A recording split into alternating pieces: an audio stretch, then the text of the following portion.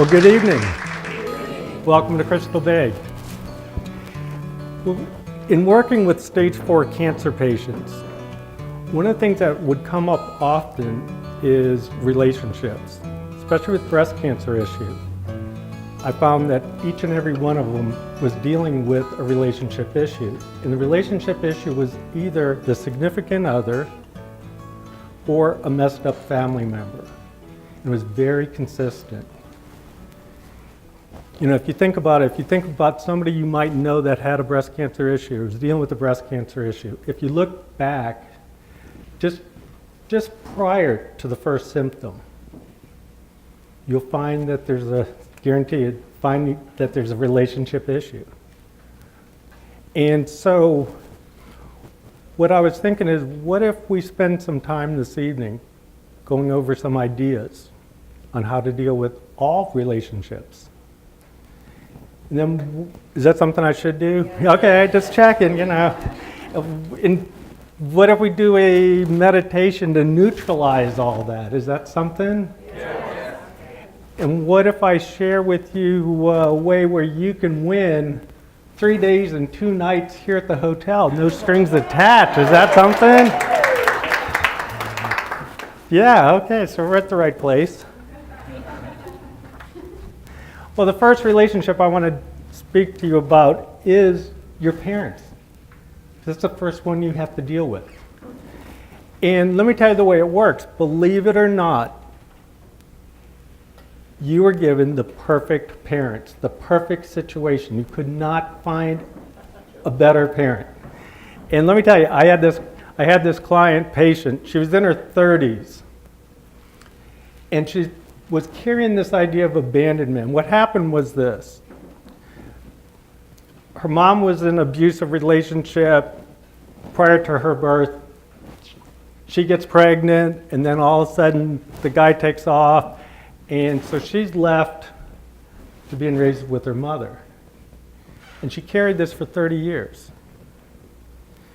So she had a session with me. She's sitting right in front of me. And I said, okay, so your mom was in an abusive relationship, she got pregnant, the guy took off, and what exactly did you want to occur? You want him to stick around and continue to abuse the mother and you? And I said, you need to love the guy.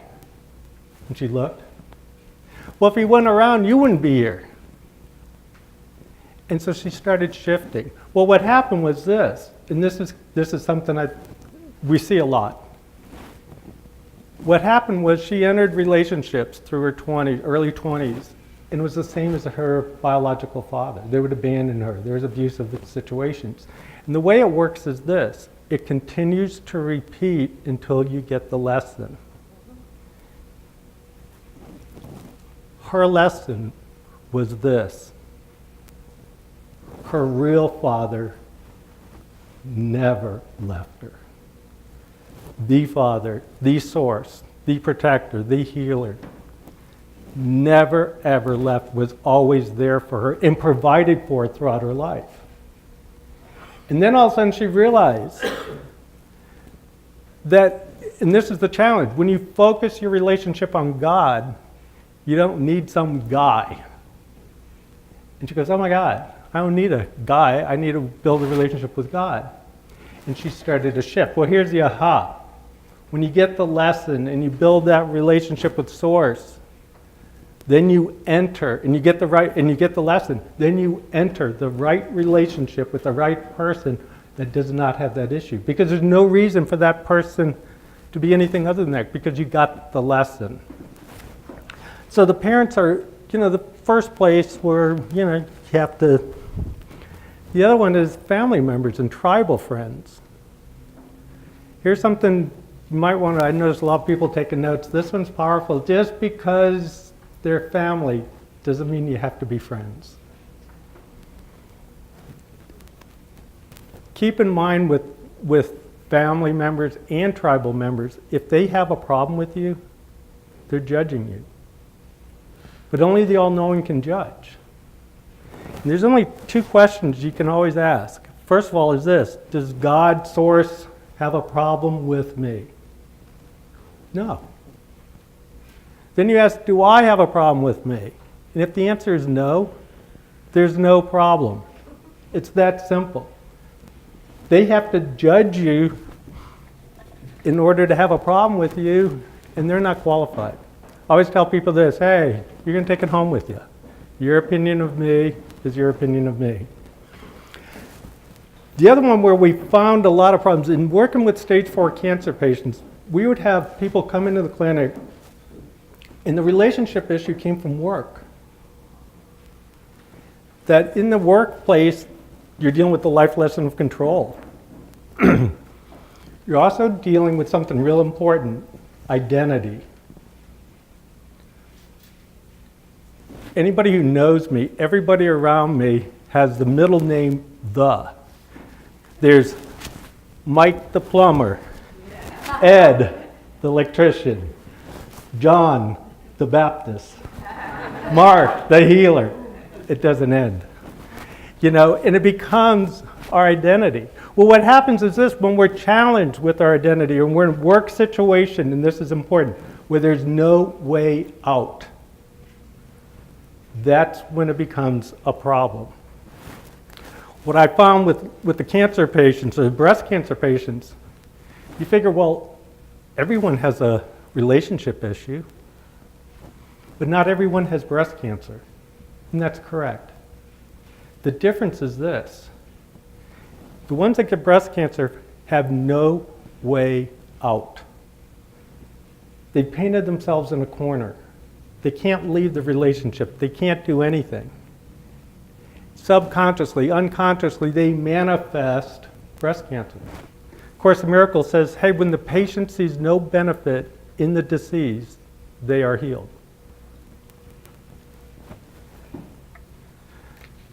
The other place, relationship, and it's been coming up a lot, is with children. We're back to the breast cancer people. And with children is this, a few things. One is pretty much they're dealing with the life lesson of control. They want to control the parent. And it keeps building.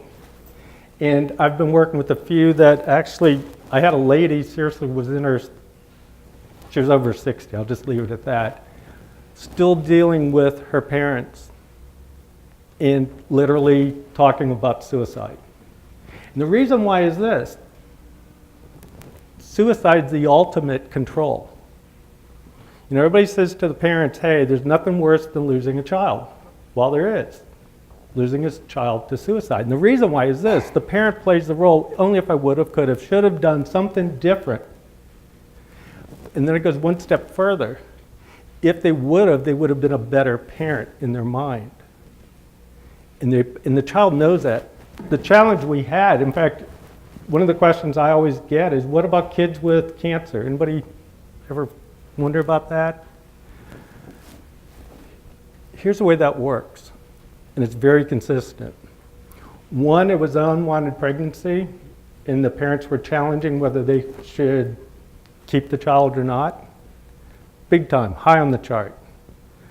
The other one is maybe one of the parents didn't want the child or didn't accept the child, and so the child is always trying to prove to the parents.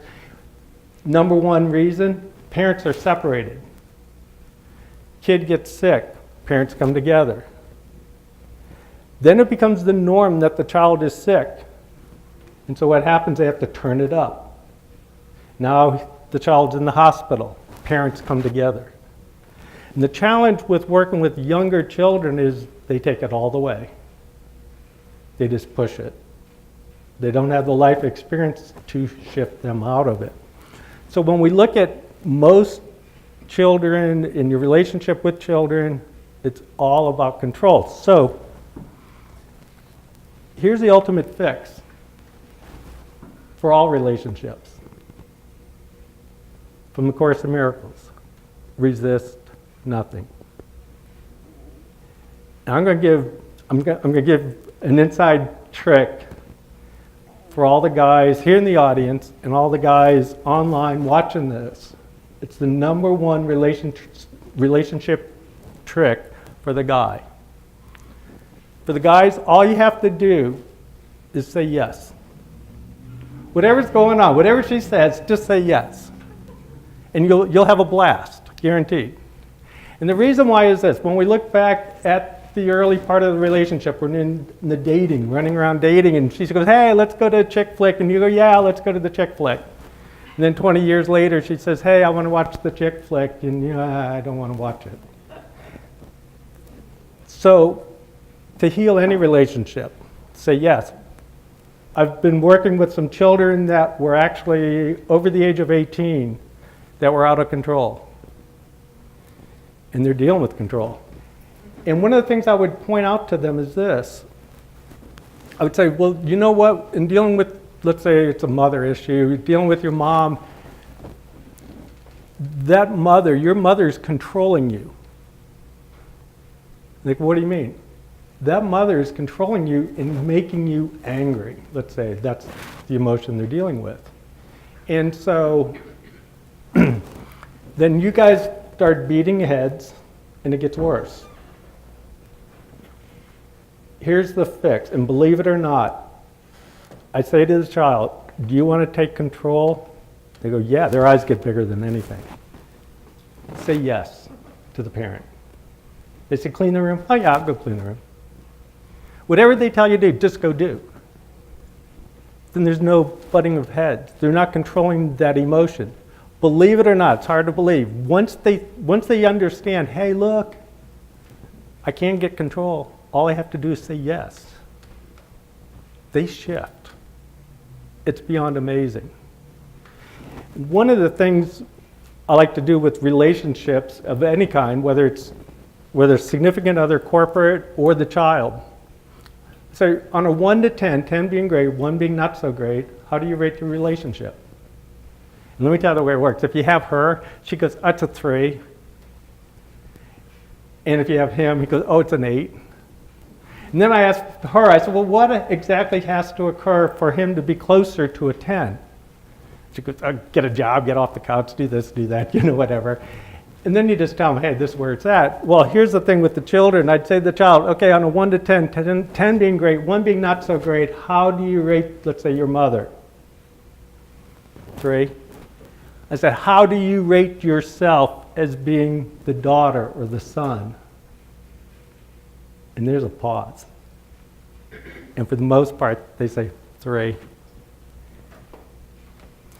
So when we look at it, what we're dealing with, a lot of times it's control. When it's control, just surrender, just resist nothing. Your ego's going to hate it, but you're going to be at total peace. They're no longer going to control you because you're not going to get all rattled. There's one other relationship that's totally overlooked, but it's most powerful for your spiritual growth. And that is this: your relationship with yourself. If you take a moment and you think about yourself on a 1 to 10, how do you rate yourself? The next question is this: what exactly has to occur for you to be a 10 if you're not already? It's life-changing.